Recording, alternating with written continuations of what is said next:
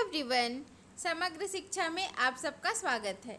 आज हम पढ़ेंगे मैकियावेली को आधुनिक युग का प्रथम विचारक क्यों कहा जाता है। मैकियावेली प्रथम आधुनिक राजनीतिक चिंतक या आधुनिक युग का जनक। राजनीतिक दर्शन में मैकियावेली को युग का शिशु कहने के साथ साथ आधुनिक युग का जनक भी कहा जाता है। वस्तु स्थिति यह है कि मैकियावेली पुनर्जागरण के शिशु हैं और पुनर्जागरण आधुनिकता का प्रारंभ है। पुनर्जागरण का अर्थ समझ लेते हैं इससे पहले थोड़ा सा। पुनः यानी दोबारा या फिर से, जागरण यानी जागना। पुनर्जागरण का अर्थ हुआ फिर से जागना। 14वीं और 17वीं सदी के बीच यूरोप में जो सांस्कृतिक व धार्मिक परिवर्तन हुए उसे ही पुनर्जागरण कहते हैं। मैकियावेली को आधुनिक युग का जनक कहने का तात्पर्य यही है कि आधुनिक युग मैकियावेली से प्रारंभ होता है और इस युग के प्रारंभ होने के साथ साथ मध्य युग का अंत हो जाता है। राजनीतिक दृष्टि से मध्य युग की 3 विशेषताएं थी, जिसमें है सामंतवाद, पोप तंत्र और पवित्र रोमन साम्राज्य। मैकियावेली धार्मिक आधार पर राजनीतिक साम्राज्य का विरोधी था। मध्य युग के दैवी कानून में उसकी कोई आस्था नहीं थी। किसकी? मैकियावेली की। शासक द्वारा निर्मित कानून को ही वह सर्वश्रेष्ठ मानता था। वह तो राष्ट्रीय राज्य को ही मानव मस्तिष्क की सर्वोत्तम अभिव्यक्ति मानता था। इसलिए वह इटली को एक राष्ट्रीय राज्य के रूप में विकसित होते हुए देखना चाहता था। अब हम आधुनिक युग की उन विशेषताओं के विषय में जानेंगे जिनकी हमें सर्वप्रथम झलक मैकियावेली की विचारधारा में देखने को मिलती है, जिसके आधार पर उसे आधुनिक युग का जनक कहा जा सकता है। तो इसमें पहला है राष्ट्रीय राज्य का संदेशवाहक। आधुनिक युग के प्रारंभ में एक महत्वपूर्ण राजनीतिक परिवर्तन हुआ। पवित्र रोमन साम्राज्य तथा पोप तंत्र दोनों की शक्ति तथा सम्मान क्या होने लगे? कम हो गया और यूरोप में शक्तिशाली राष्ट्रीय राज्यों का उदय हुआ। इन राजाओं ने निरंकुश राजनीतिक शक्ति अपने हाथ में ले ली तथा धर्म की सत्ता को समाप्त कर दिया। आधुनिक युग के प्रत्येक विचारक ने इस राष्ट्रीय राज्य की कल्पना का प्रतिपादन किया है, जिसमें मैकियावेली सर्वप्रथम था। डायल के शब्दों में, मैकियावेली प्रथम विचारक था जिसने राष्ट्रीय राज्य के लक्षणों की विवेचना और विश्लेषण किया और इस राजनीतिक सावयव की धारणा को जन्म देने की चेष्टा की। उसकी श्रेष्ठ कृति प्रिंस इस बात का सबसे बड़ा प्रमाण है।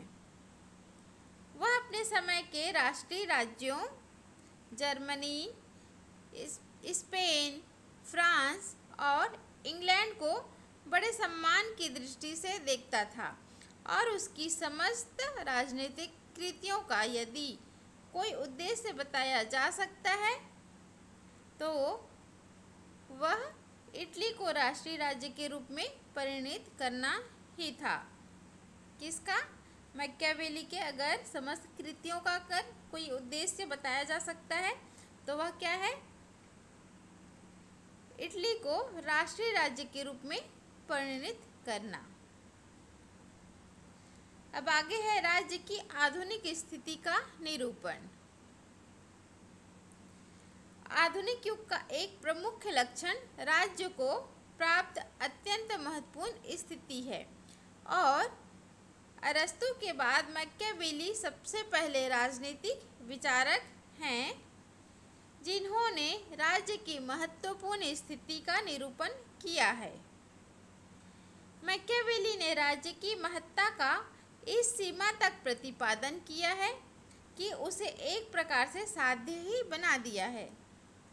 मैकियावेली ने ही सबसे पहले यह बताया कि राज्य एक ऐसी सर्वोपरि सत्ता है जिसकी अधीनता से ही अन्य सारी संस्थाएं और संगठन फल फूल सकते हैं।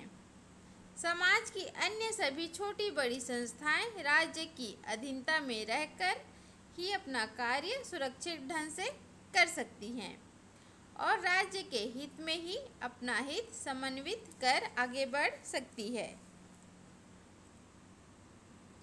वर्तमान समय में स्थिति यही है और सेबाइन मैकियावेली को इस बात का श्रेय देते हैं कि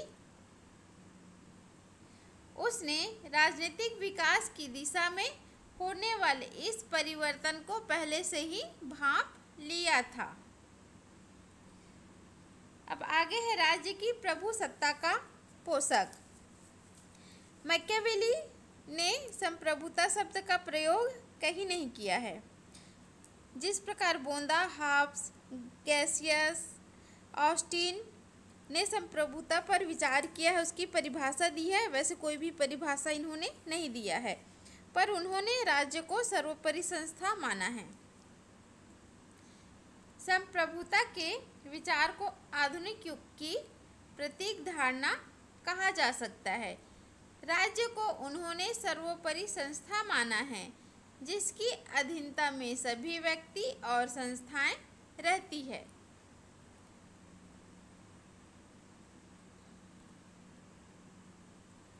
सेबाइन के मत अनुसार सर्वोच्च राजनीतिक संस्था के रूप में राज्य शब्द का प्रयोग आधुनिक भाषाओं में उसी की रचनाओं से शुरू हुआ।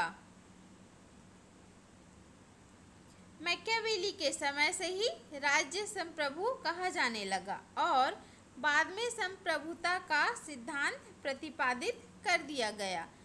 भले ही मैकियावेली ने संप्रभुता शब्द का प्रयोग ना किया हो, पर उन्होंने व्यवहार में राज्य की संप्रभुता को पूर्ण अर्थ प्रदान किए हैं।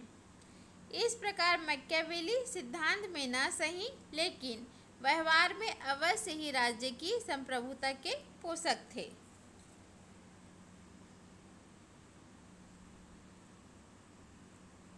अब अगला है राजनीति का धर्म और नैतिकता से पृथक्करण। मैकियावेली को आधुनिक युग का जनक कहने का सबसे प्रमुख कारण उसके द्वारा राजनीति का धर्म और नैतिकता से पृथक्करण ही है। मध्य युग के समस्त राजनीतिक दर्शन में धर्म राजनीति पर हावी रहा और नैतिकता तथा धर्म की दुहाई देते हुए राजनीतिक संस्थाओं का विकास रोके रखा। मध्य युग के अंत में राजनीति को धर्म से पृथक, यहाँ पे इसके बाद पृथक लिख लेना आप लोग, धर्म से पृथक करने की आवश्यकता अनुभव की जा रही थी, लेकिन किसी ने भी इस संबंध में आवश्यक साहस का परिचय नहीं दिया।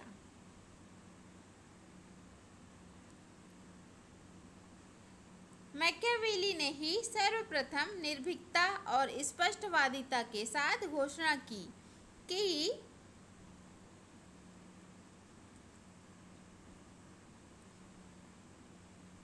राजनीति का धर्म और नैतिकता से कोई संबंध नहीं है और राजनीतिक लक्ष्यों की प्राप्ति के लिए आवश्यकता अनुसार उचित अनुचित सभी प्रकार के साधन अपनाए जा सकते हैं।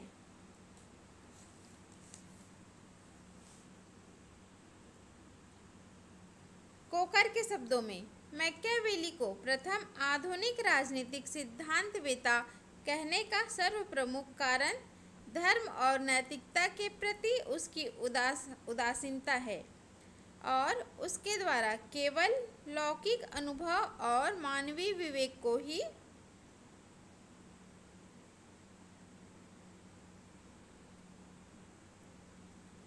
मानवीय विवेक को की गई अपील है। अगला है शक्तिवादी राजनीति के प्रणेता। आधुनिक युग की एक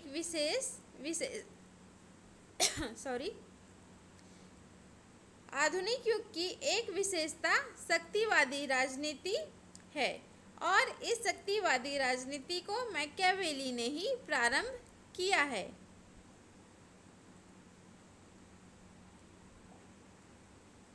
मैकियावेली ने एक केंद्रीय सत्ता की स्थापना पर जोर दिया है और शक्ति की सर्वोच्चता की पूजा की है। उसके अनुसार शक्ति का औचित्य स्वयं शक्ति ही है। मैक्सी के अनुसार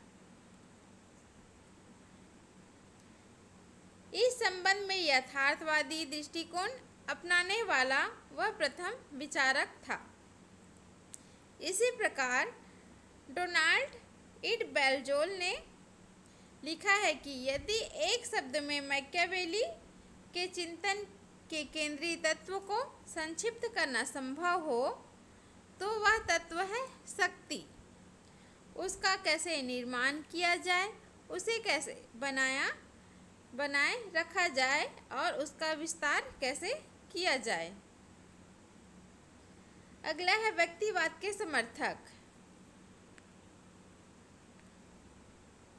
आधुनिक युग की विशेष प्रवृत्ति व्यक्तिवादी विचारधारा है। आधुनिक युग के प्रारंभ में व्यापार, वाणिज्य और उद्योग का प्रसार हो रहा था और यह विचारधारा बल ग्रहण कर रही थी कि राज्य के द्वारा आर्थिक क्षेत्र में हस्तक्षेप नहीं किया जाना चाहिए।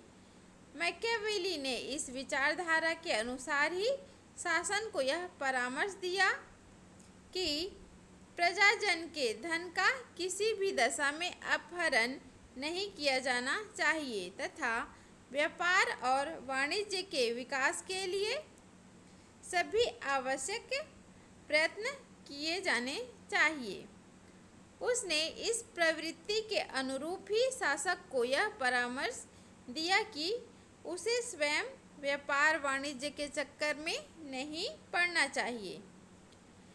मैकियावेली इस दृष्टि से भी व्यक्तिवाद का संदेश वाहक है कि उसने मानवीय व्यक्तित्व को रोमन चर्च के प्रभाव से मुक्त कर उसे पुनर्प्रतिष्ठित करने का प्रयास किया है। सातवां है भौतिकता और उपयोगिता के प्रवर्तक। आधुनिक युग में भौतिकवाद और उपयोगितावाद का भी एक विशिष्ट स्थान है और मैकियावेली ने इस संबंध में भी अग्रणी है। उसने इस बात का प्रतिपादन किया है कि मानव को इहलौकिक सुख का ही कामना करनी चाहिए और उसके लिए सारा प्रयत्न किया जाना चाहिए। राज्य और प्रभुता, कला और सौंदर्य, नारी और मदिरा ये ही भोग के योग्य वस्तुएं हैं। मैकियावेली का यह सुखवादी संदेश आधुनिक मानव के लिए अत्यंत प्रीतिकर है और इस आधार पर उसे उपयोगितावाद का प्रवर्तक कहा जा सकता है। अब अगला है संघ राज्य के प्रथम विचारक। मैकियावेली ने इटली के लिए एक कॉमनवेल्थ के निर्माण का विचार भी रखा है।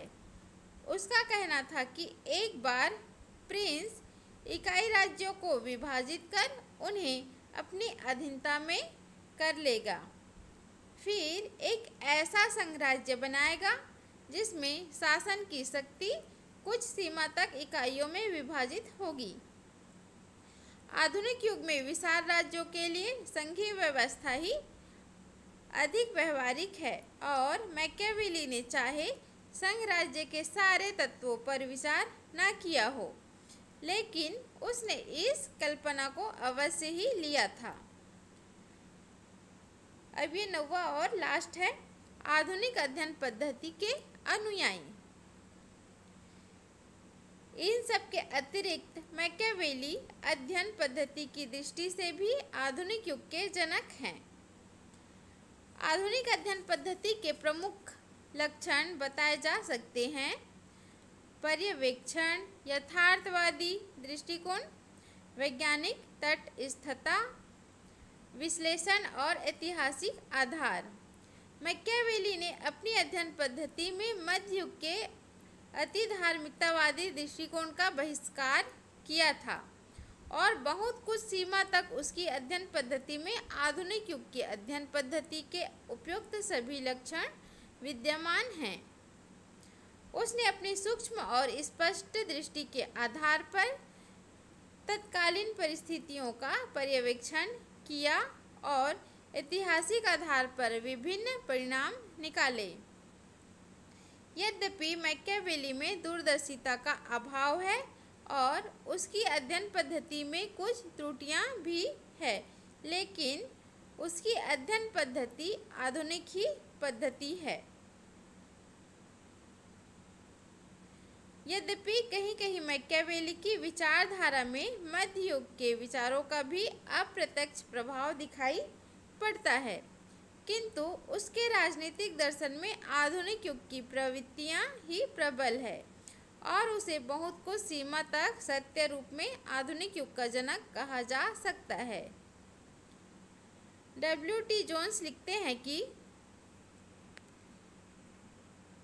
मैकियावेली किसी भी अन्य व्यक्ति की अपेक्षा और इस तथ्य के बावजूद कि वह कठिनाई से ही राजनीतिक सिद्धांतवादी हैं, आधुनिक राजनीतिक दर्शन का जनक है।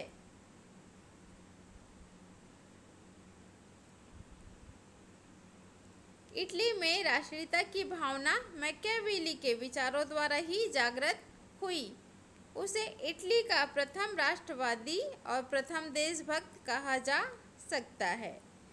तो ये तो था आज का वीडियो पूरा। नेक्स्ट वीडियो में हम मैकियावेली के कुछ दोष और उसके महत्व के बारे में जानेंगे। फिर मिलेंगे नेक्स्ट वीडियो में, तब तक के लिए गुड बाय।